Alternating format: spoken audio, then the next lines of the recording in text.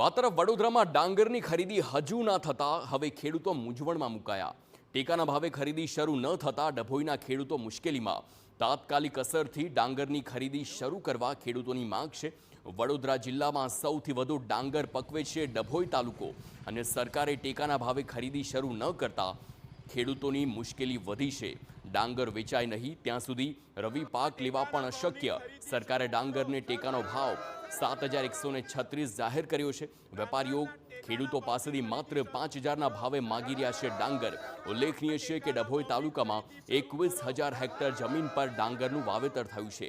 ખેડૂતોનું કહેવું છે કે માવઠાના કારણે તેમને પહેલે જ મોટી નુકસાની સહન કરવી પડે છે, અને હવે સરકાર સમયસર ડાંગર નહીં ખરીદે તો તેમને ભારે મુસીબતનો સામનો કરવો પડશે।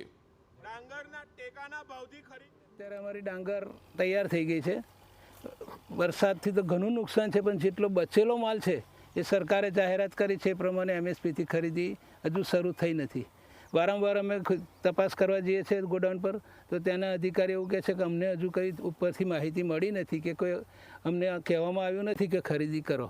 સરકારે જાહેર કરેલ ભાવ ખેડૂત રાહ જોઈને બેઠા છે ખેતરમાં ડાંગર એકઠી કરીને કે હવે સરકાર ખરીદી કરે। સરકાર ખરીદી કરવા માટે ખેડૂતનો માલ ફરી પલળવાની રાહ જોઈ રહી છે એવું લાગી રહ્યું છે ખેડૂતોને।